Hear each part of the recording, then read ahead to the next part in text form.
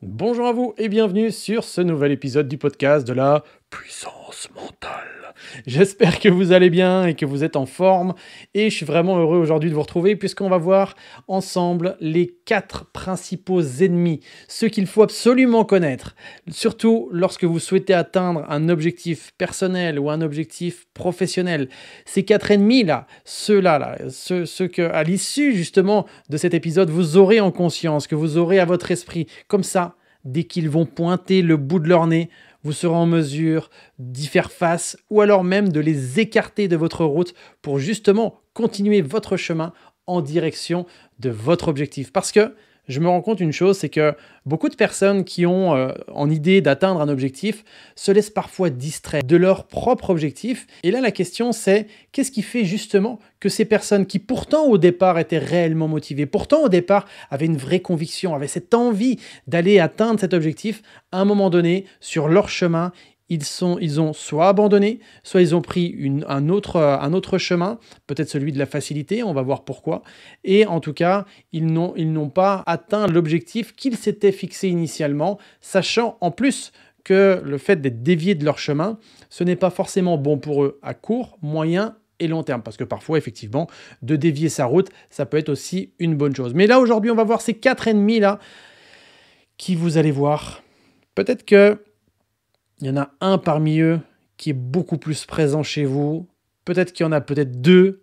Peut-être que vous faites le grand chelem avec les 4 d'un coup. C'est possible aussi. Mais en tout cas, ce qui est important, c'est de les connaître. Alors, selon vous, comme ça, avant même que je vous les dise, qu'est-ce que ce serait? Qu'est-ce qui pourrait vous empêcher d'atteindre un objectif que vous vous êtes fixé, comme, encore une fois, la perte de poids, la reprise du sport, le fait de vouloir vous reconvertir dans votre job, le fait de vouloir passer un concours, un examen, le fait de vouloir aussi peut-être augmenter votre chiffre d'affaires si vous êtes chef d'entreprise ou entrepreneur, le fait d'améliorer vos relations, bref, peu importe l'objectif que vous vous êtes fixé, qu'est-ce qui pourrait vous en empêcher? Qu'est-ce qui pourrait venir sur votre chemin et qui pourrait vous faire dévier de votre route, sachant que cette route est la meilleure pour vous? Qu'est-ce qui vous vient comme ça à l'esprit? Alors, effectivement, il y en a certainement énormément, mais les 4 que je vais vous présenter sont particulièrement puissants dans cette capacité à vous désorienter. Bon, Geoffrey, maintenant, vas-y, va droit au but, justement. Arrête de faire ce teaser de dingue. Allez, je vous l'ai dit tout de suite. Le premier, peut-être que vous l'avez trouvé d'ailleurs, parce que celui-là, souvent, il revient lorsque je pose la question, c'est la peur. La peur de ne pas réussir, la peur de ne pas être à la hauteur, la peur de pas être capable, la peur d'être confronté à une situation parfois inconfortable, la peur du jugement des autres, la peur de ne pas aller assez vite, parce que derrière la peur, parce que la peur c'est général, mais quelle peur précisément? D'ailleurs, je vous propose même de penser à un objectif comme ça.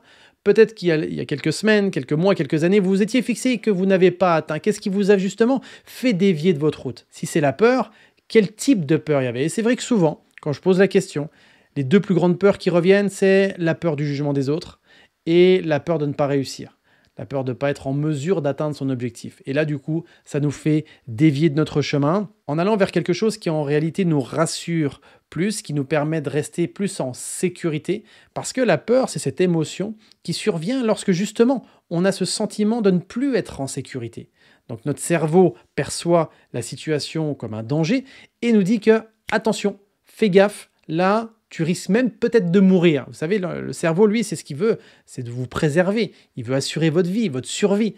Donc lui, même si un danger comme ça, quand on prend du recul, on dit non, mais on risque pas de mourir. Sauf que lui, le cerveau, il vous envoie ce pic justement d'adrénaline pour que vous puissiez vous écarter de cet objectif parce que pour lui, c'est un danger qui est trop important et il n'arrive pas à mesurer justement l'intérêt que vous pourriez avoir à court, moyen et long terme. Il est focalisé plus sur le danger que sur le bénéfice que vous pourriez obtenir. Donc la peur, c'est quelque chose qui peut vraiment vous empêcher d'atteindre votre objectif. Et ce qui est intéressant, parce qu'on va dire, ok Geoffrey, c'est sympa ce que tu nous dis, ok, oui, moi effectivement, c'est peut-être la peur que j'identifie aujourd'hui. Mais qu'est-ce que je fais?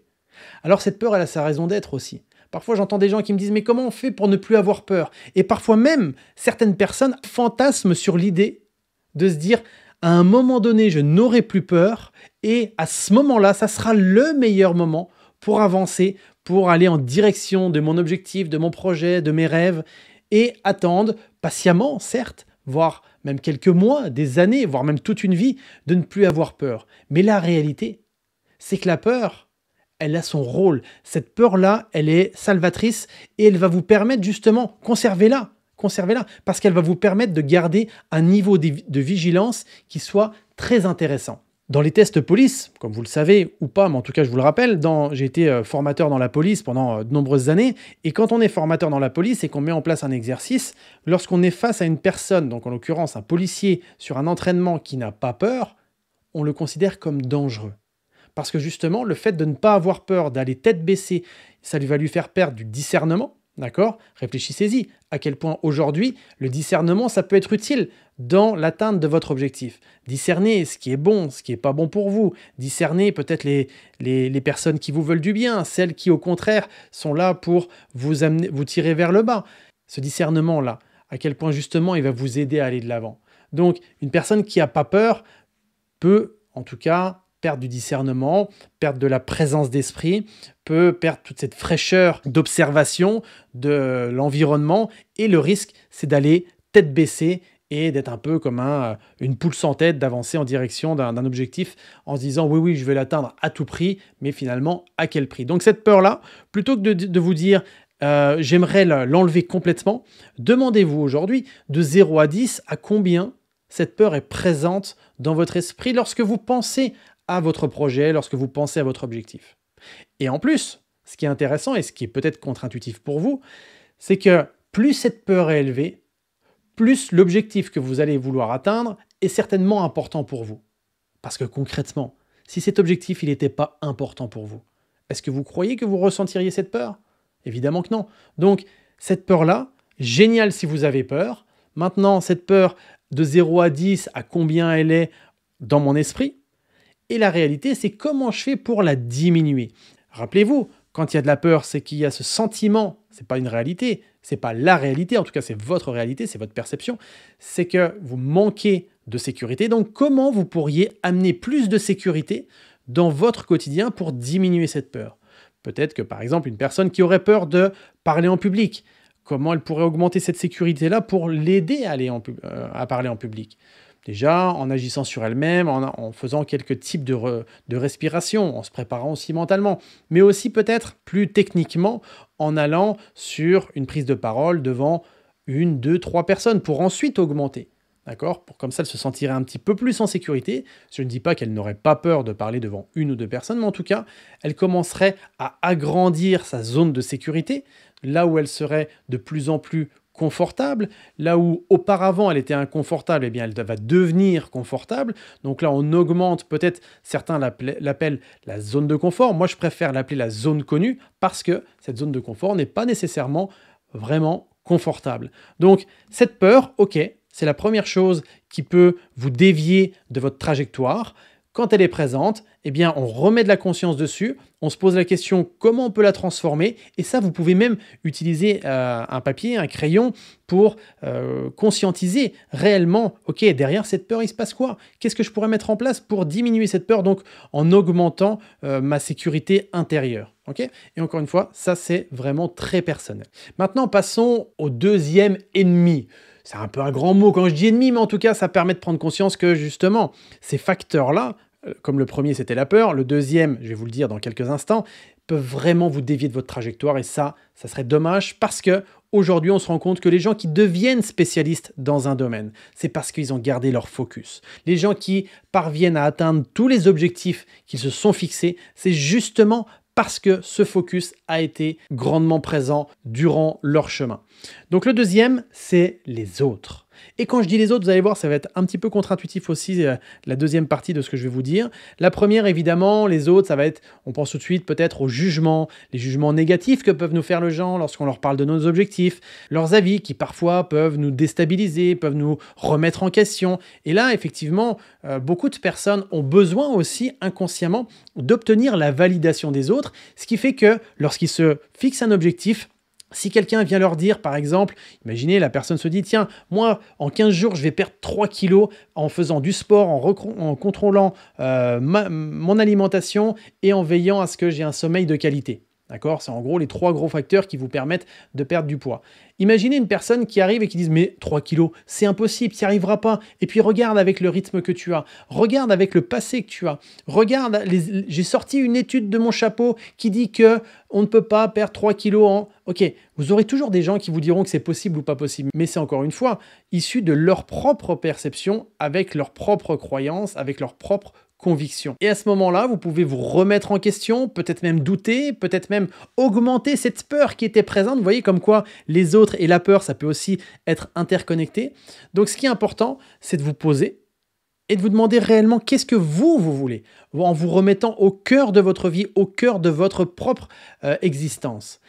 Et quand je vous disais aussi les autres, c'est que parfois, les autres peuvent nous amener de nouvelles idées, de nouvelles opportunités, des choses qui sont un petit peu brillantes. Vous savez, être attiré un petit peu comme une pie est attirée par... la pie, c'est l'oiseau, noir et blanc, qui est attiré par tout ce qui brille. Et bien là, à un moment donné, lorsque vous êtes sur votre focus, peut-être être attiré par ce que vous dit une autre personne et en vous disant « Ah oui, il a raison, je devrais peut-être faire comme ça. » D'accord? En pensant que c'est justement l'idée de génie. Alors qu'en réalité... c'est pas forcément bon pour vous. C'est pas parce que cette idée-là a réussi pour cette personne qu'elle va nécessairement marcher pour vous. Donc là, ce qui est important, c'est que lorsque vous vous fixez un objectif, lorsque vous êtes décidé, convaincu d'atteindre cet objectif, encore une fois, quel qu'il soit, un objectif personnel ou un objectif professionnel, lorsque les autres, avec entre guillemets, interviennent sur votre chemin, déjà l'identifier. Identifier qu'effectivement, il y a peut-être ces personnes-là, quelles qu'elles soient, ça peut être une, voire plusieurs personnes, peut-être même parfois, ça peut être aussi ce qu'on voit sur les réseaux. C'est pour ça que quand je dis les autres, c'est assez vaste. Posez-vous la question, est-ce que c'est bon pour vous, à court, moyen et long terme? Est-ce que ces jugements, ces critiques, qu'est-ce que je prends par rapport à ça? Qu'est-ce que je garde pour moi?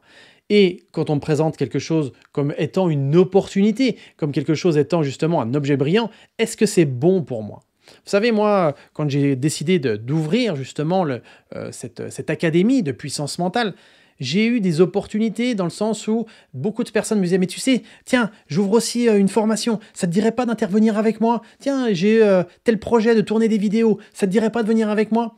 Bien sûr que j'aurais pu avoir cette envie, mais là, le temps que je passais à aller à droite, à aller à gauche, peut-être à réfléchir à un autre projet, ça ne me laissait pas aller en direction de mon projet initial. Alors là, j'ai peut-être des personnes qui vont se dire « Oui, mais Geoffrey, je suis multitâche et j'aime bien varier les plaisirs, on va dire. » Mais c'est pas grave.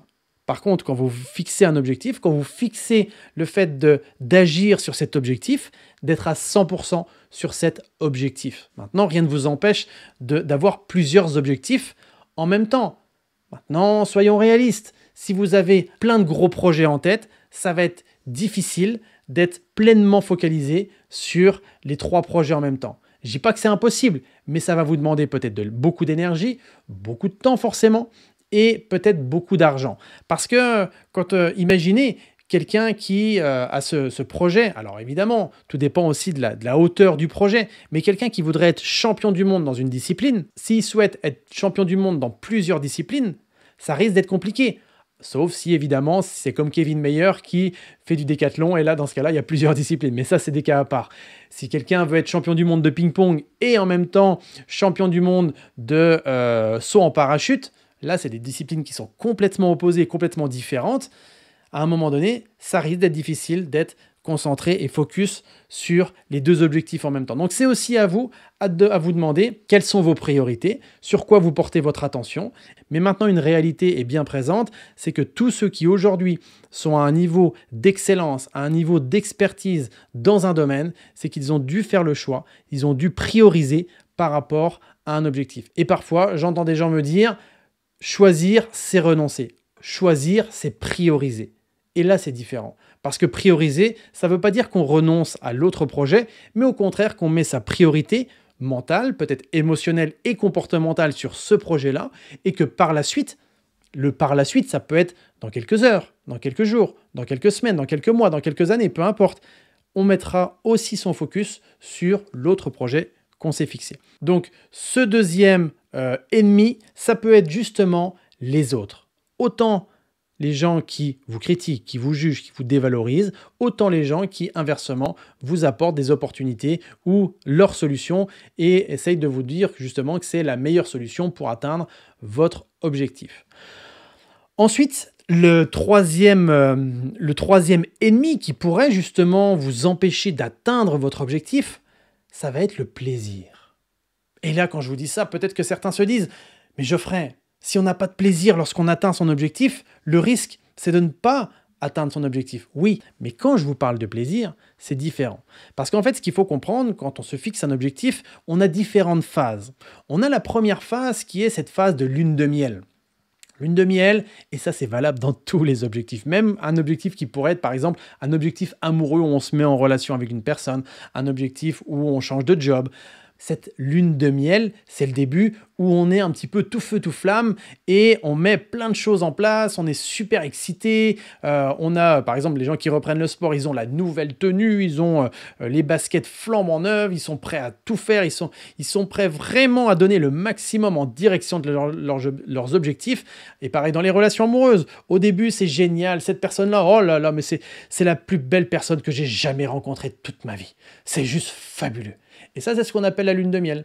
Mais à ce moment-là, on porte notre attention peut-être uniquement sur les choses que l'on a envie de mettre en avant et qui nous procurent du bien-être, et ça, c'est OK. Mais par contre, à un moment donné, que vous le vouliez ou non, que vous le souhaitiez ou non, il va se passer une période un petit peu de challenge, de tumulte, peut-être de contraction, cette période un petit peu où justement l'énergie du départ n'y sera peut-être plus parce qu'il y a des choses qui apparaissent sur votre chemin. Peut-être que la personne avec qui vous êtes en lien, vous observez des petits défauts qui au départ c'était un peu oh, c'est pas grave, mais là ça commence à être de plus important. Bon, la vraie question, c'est est-ce que les défauts sont vraiment plus importants qu'au début ou c'est question de votre focus qu'au départ vous n'avez pas décidé d'y prêter attention et que maintenant vous y prêtez attention. Mais peu importe. En tout cas, cette période de challenge, cette période un peu où vous allez rencontrer quelques difficultés.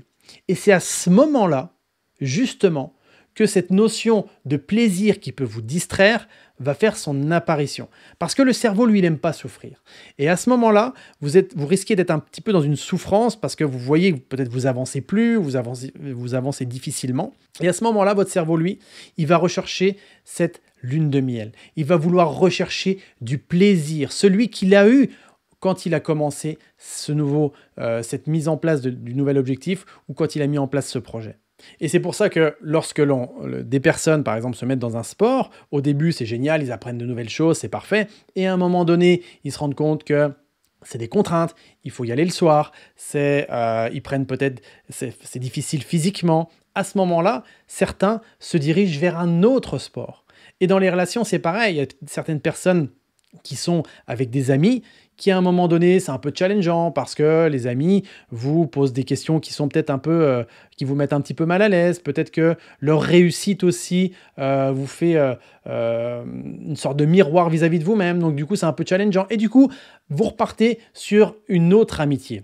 Pareil en amour, au début ça va bien et puis à un moment donné, forcément, quand les choses s'installent, eh bien peut-être qu'il y a cette routine avec ces nouveaux challenges et là c'est pour ça qu'à ce moment-là justement, certaines personnes décident peut-être d'aller voir ailleurs, peut-être de se séparer et donc la vraie question c'est à ce moment-là justement de faire le point, de se retourner sur ce que vous avez mis en place, sur vos réussites et soyez fiers aussi de la personne peut-être que vous êtes devenu pendant les quelques semaines, les quelques mois qui se sont écoulés depuis le début du chemin que vous avez effectué en direction de votre objectif. Parce qu'à ce moment-là, quand on a du challenge, quand on a des difficultés, quand peut-être on a un genou à terre, ça peut même aller loin, on a peut-être envie de tout larguer. Parce qu'à ce moment-là, et je le rencontre chez beaucoup d'entrepreneurs, ils s'étaient même dit « Oh là là, je venais pour de la liberté et là je me retrouve enfermé dans une prison dorée. » C'est justement peut-être le temps de faire une pause, de prendre du recul et de se dire, tiens, qu'est-ce qui m'animait vraiment quand j'ai commencé? Comment je peux faire pour le retrouver là, maintenant, dans mon quotidien?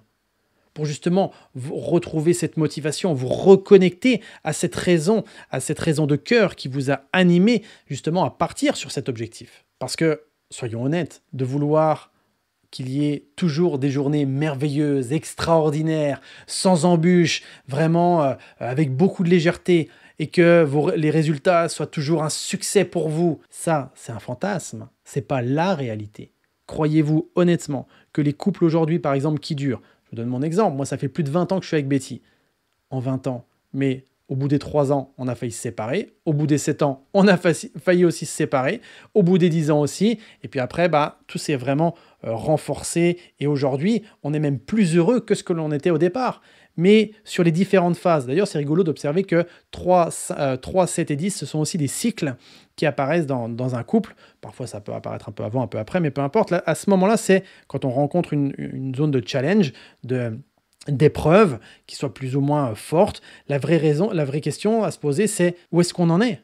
Où est-ce qu'on veut aller ensemble? Et là, refaire le point.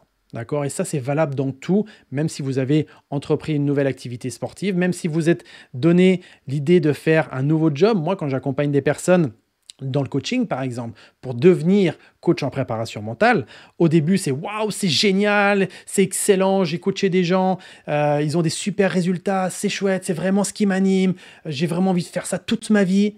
J'ai dit, ok, ça c'est génial parce que là, profite de ça, profite de ces moments-là et imprègne-toi-en, c'est important. Mais à un moment donné, c'est sûr et certain que ces mêmes personnes viendront me revoir en me disant « Ah là, en ce moment, c'est un peu compliqué. Il y a des gens qui ont du mal à... Enfin, j'ai du mal à conclure des contrats. » Mais ça, c'est normal. Parce que par la suite, il y aura une nouvelle ascension en disant « Waouh, c'est génial !»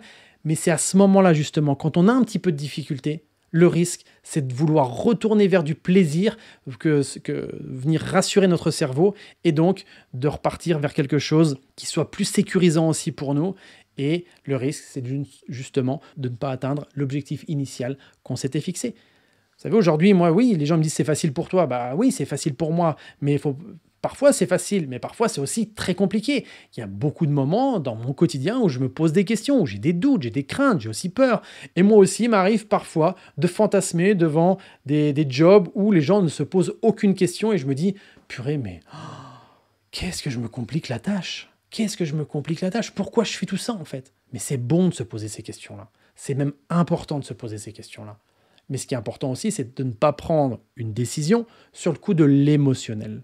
Tout comme tout à l'heure, on a vu la peur, les autres, et là maintenant on voit le plaisir, cette recherche de votre cerveau qui veut aller vers du plaisir. Ce qui est important, c'est de ne pas prendre des décisions directement sous l'émotionnel parce que le risque, c'est de peut-être le regretter dans quelques temps. Donc quand je dis ne pas prendre une décision sur l'émotionnel, ça peut aussi attendre quelques minutes, quelques heures, quelques jours, quelques semaines, mais en tout cas, pas prendre quelque chose de but en blanc et au contraire, conserver votre capacité de discernement. Donc là, on a vu la peur, on a vu les autres, on a vu le plaisir. Qu'est-ce qui, selon vous, pourrait aussi vous faire perdre votre trajectoire en direction de vos objectifs, en direction de vos rêves? Selon vous, ça serait quoi? Allez, je bois une petite gorgée d'eau pendant que vous y réfléchissez. Alors, réponse? Vous savez, vous séchez? Eh bien, je vais vous le dire, et ça, c'est physiologique. C'est ce que j'ai identifié, en tout cas, c'est la fatigue. Parce que oui, alors, la fatigue, c'est lorsque on a atteint ses limites physiques, d'accord? On est allé au bout de soi-même physiquement, mais c'est aussi, donc la fatigue physique, mais c'est aussi la fatigue mentale. On a atteint le bout du bout au niveau mental. Et à ce moment-là, on peut avoir envie d'abandonner. À ce moment-là, on peut avoir envie de trouver un autre objectif. Mais ce qui est important, c'est d'identifier que le moment dans lequel vous êtes n'est pas forcément propice pour vous, peut-être à mettre en place une action, peut-être à être en relation avec une personne.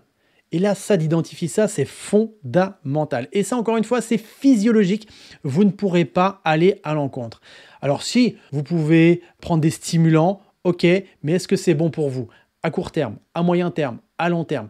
Croyez-moi, quand on est fatigué, ce qui est important, c'est de se reposer. C'est pas forcément dormir, parce que c'est pas parce qu'on est fatigué qu'on a forcément besoin de sommeil. Quand vous passez 10 heures devant un écran, vous n'avez peut-être pas forcément envie de dormir, mais vous êtes fatigué, peut-être mentalement, peut-être même physiquement, parce que justement, vous n'avez pas assez bougé. Donc là, ce qui va être essentiel, c'est de vous poser la question, tiens, là, dans mon objectif, le fait que j'ai envie d'arrêter, le fait que j'ai envie de...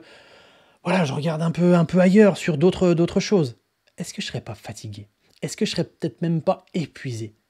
Et encore une fois, j'ai envie d'être très transparent vis-à-vis de vous-même. Moi, je fais un job que j'adore. J'ai même pas l'impression de travailler. Quand on me dit c'est quoi ton travail, moi, j'ai pas un travail, j'ai une activité. Parfois, il m'arrive de vouloir arrêter. Mais je sais très bien que c'est du temporaire. C'est des pensées qui arrivent et qui durent quelques secondes, quelques minutes, mais pas plus. Mais justement, pour moi, c'est un indicateur où je me dis, tiens, Jojo, là, tu es en train de fatiguer. Peut-être que tu es saturé mentalement. Peut-être que tu es saturé physiquement. D'ailleurs, ça a été l'objet de la saturation physique et mentale. Ça a été l'objet d'un épisode précédent. Si vous ne l'avez pas écouté, je vous invite aussi à aller l'écouter.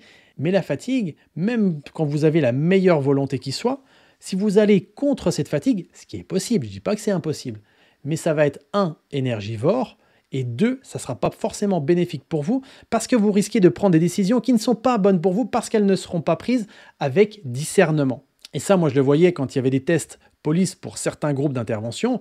On met justement en place un niveau de fatigue très élevé en faisant dormir très peu les candidats, en leur saturant aussi l'esprit avec plein de distractions, avec plein de questionnements. Et là, à ce moment-là, leur discernement, leur capacité de concentration est vraiment amoindrie, voire parfois, elle est inexistante. Donc la fatigue, c'est quelque chose qui est absolument important à prendre en considération parce que si vous êtes toujours dans le faire, dans l'action, ok, c'est bien, mais est-ce que ces actions-là, elles sont stratégiques? Est-ce que ces actions-là, elles sont bonnes pour vous et pour votre environnement? Et surtout, est-ce qu'elles sont bonnes pour votre objectif? Donc là, la fatigue, fondamentale de prendre en considération cet élément, sinon vous risquez de ne pas atteindre votre objectif. Et pour les gens qui n'aiment pas être fatigués, eh bien, dites-vous une chose, c'est que la fatigue, c'est physiologique, ça va forcément arriver. D'ailleurs, certainement que dans votre journée, vous avez des coups de pompe. Et là, qu'est-ce que vous mettez en place pour justement récupérer? Donc voilà aujourd'hui ce que je voulais mettre en avant. Donc je résume. Quels sont, d'ailleurs c'est à vous que je pose la question, quels sont ces 4 ennemis? D'ailleurs, parmi ces 4 ennemis qui vont vous distraire de votre ligne directrice pour atteindre un objectif, laquelle risque d'être plus ou moins présent ou présente dans votre quotidien? Est-ce que 1, c'est la peur? Est-ce que 2, c'est les autres? Est-ce que 3, c'est le plaisir qui peut survenir justement lorsqu'on rencontre des challenges pour nous faire retourner dans un nouvel objectif? Est-ce que 4, c'est votre fatigue physique, voire même fatigue mentale, sachant que les deux sont évidemment liés? J'espère que vous avez appris des choses dans cet épisode. En tout cas, pour moi, c'était un vrai plaisir d'être là pour vous et de vous partager ce contenu. Quoi qu'il en soit, prenez soin de vous. Et si vous avez quelques secondes, surtout si ce podcast vous plaît, n'hésitez pas à mettre des étoiles sur Spotify et des étoiles plus un avis sur Apple Podcasts. Ils sont aussi rediffusés sur YouTube. N'hésitez pas aussi à les mettre des commentaires. C'est extrêmement important. Ça met en avant ma visibilité. Et donc, c'est comme ça aussi que le podcast va pouvoir durer. Et oui, je sais que c'est un petit peu redondant parce que je vous le dis à chaque épisode, mais c'est aussi extrêmement important pour moi. Je vous remercie beaucoup, je vous souhaite une excellente journée, fin de soirée. Je ne sais pas à quel moment vous écouterez ce podcast, quoi qu'il en soit. Prenez soin de vous et ça, c'est essentiel. Bye tout le monde.